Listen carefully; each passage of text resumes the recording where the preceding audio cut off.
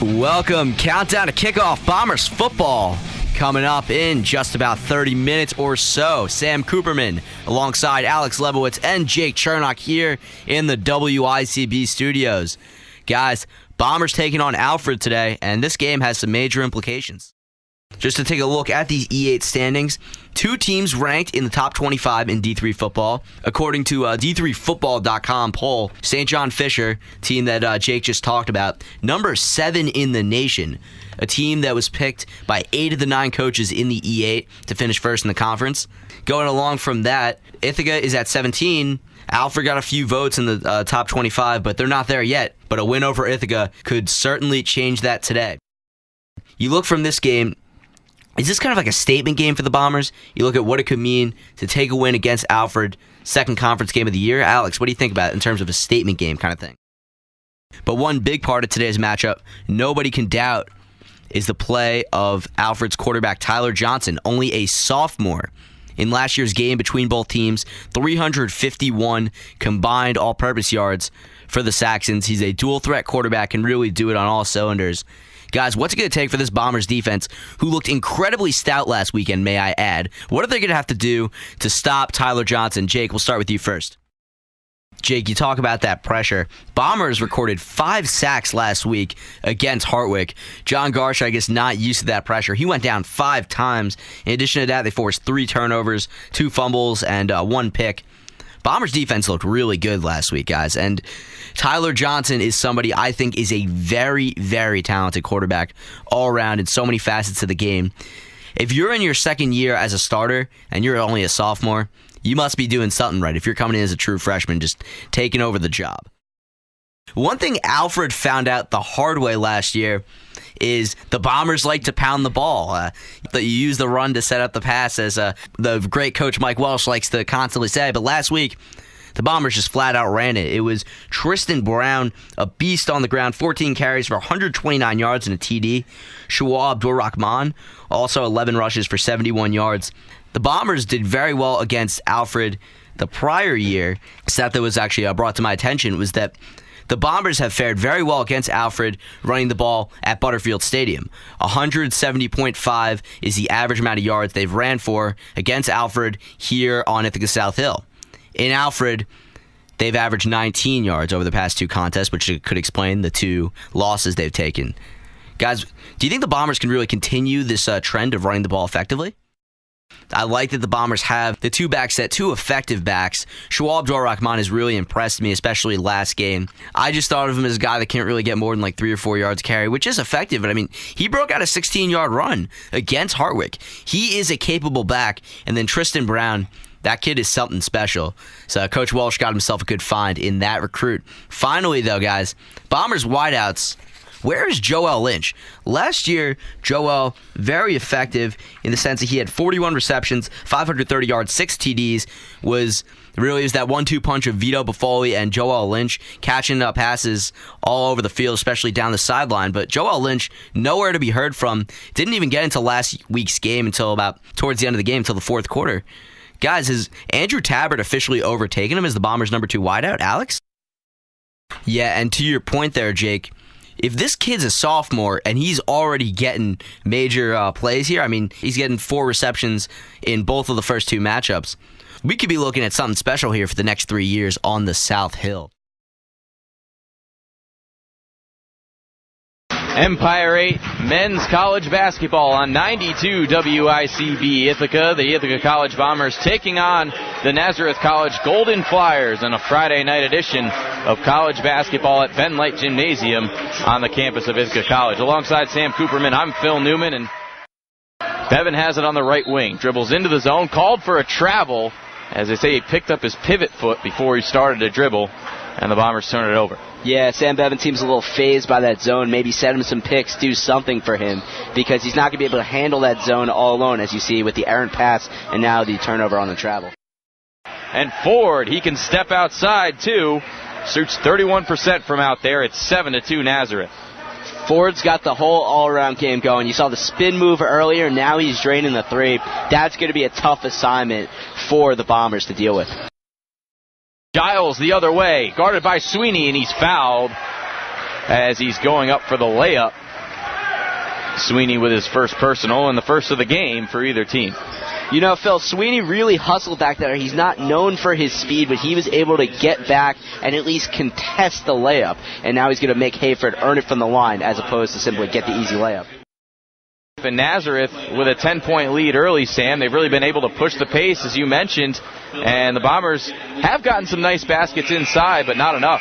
Yeah, I mean, that's how the Bombers are going to need to score baskets here, because they're not hitting their outside shots, and with the 1-3-1, I don't really think they're going to get many outside shots, so it's going to have to be dump-offs and putbacks just to get them back in the game, because right now, Phil, they look completely out of sync, and Nazareth is having their way with them.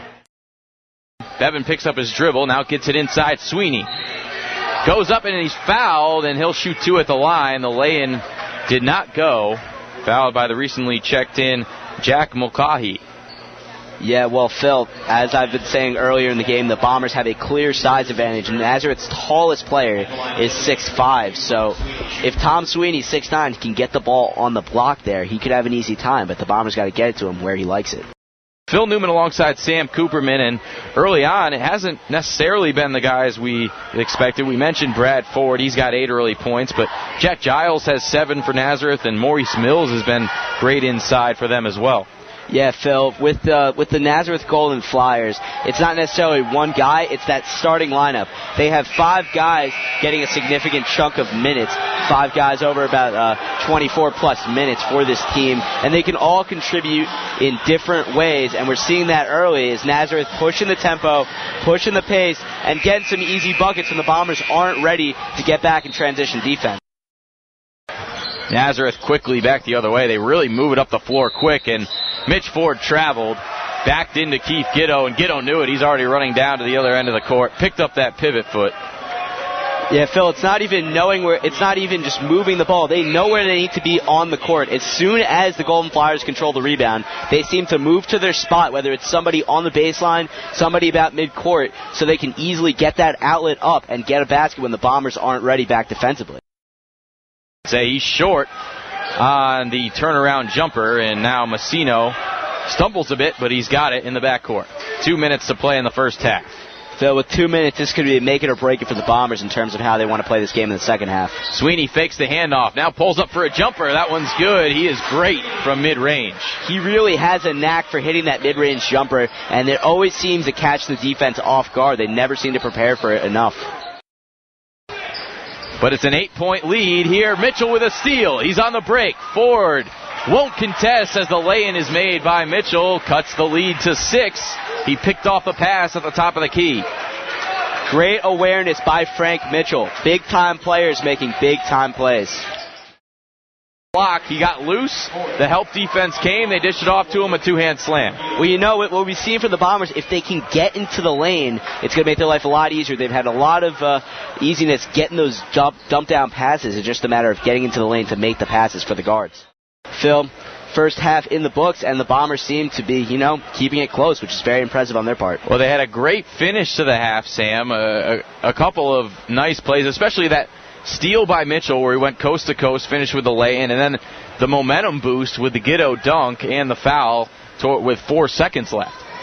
Yeah, that certainly does it, and if you're the Bombers, just hope that you can keep this up as you go into the second half, give you a little momentum. Maybe, just maybe, you can pull off the win here and extend this winning streak to 3 games. It's time for the Rapid Recap.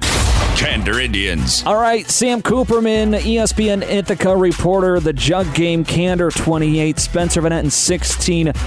Sam, Candor won 8 straight back a couple of years ago, then SVE won back-to-back, and now it's the Indians retaking the Jug. What was the atmosphere like when the final whistle blew? Nick, this atmosphere was insane, to say the least. Fans on fans on fans on both sides. You had the whole track surrounded. Both the stands were packed. There was just so much pure emotion on the field. Players crying, hugging these fans. This was a big win, especially for those seniors, and they were talking all about it after the game. Candor known this year for having a big backfield. Isaac Quick and Josh Wilcox, they've They've installed a new system as well. How do those two guys do on the field? Well, Wilcox had 3 touchdowns. He had a very good game. The real star of the show here was Dylan Bean out there. This is a kid, I'm telling you, Nick, he did everything right in every single facet of the game. He was making plays in the running game. He really scored the decisive touchdown with 5 minutes left. He just took this ball up the middle. This is a small kid, too. He's about 5'5". This kid literally takes the ball up the middle. There's a huge pile. You think the play is dead. He just pops out of nowhere, takes it about 40 yards down the field to the house. He does that. He's returning punts. He gets the big punt returns. Dylan Bean is really going to be the player to watch going forward with the Candor Indians season. And this is an Indians team a couple years ago, no wins. Last season, just 2. Do they get past that threshold of having losing seasons and maybe find themselves with 4, 5, 6 of them when the season's all said and done? It's never easy, Section 4. It can be tough. Tioga is coming up in 2 weeks. The Indians have a bye week this week. Coach is giving them the day off tomorrow, but then after that, they're back to work watching film, getting ready for Tioga. It's definitely possible. I'm telling you, this team has a lot of talent and a lot of young talent, too. So we will see. ESPN Ithaca reporter Sam Kuperman. Thanks a lot, Coop. Thank you, Nick.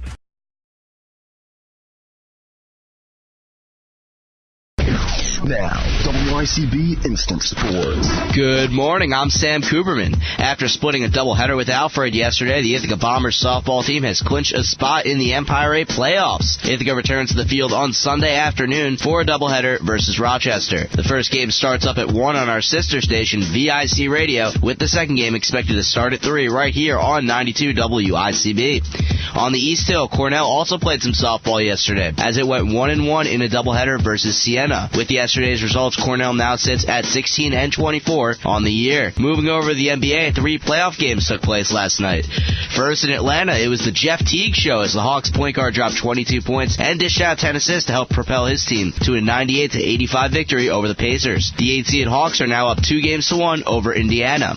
In Memphis, the Grizzlies defeated the Thunder 98-95 in overtime. Kevin Durant and Russell Westbrook each struggled mightily shooting the ball, as they were 10 for 27 and 9 for 26 respectively from the field. Memphis now takes a 2-1 series lead over Oklahoma City.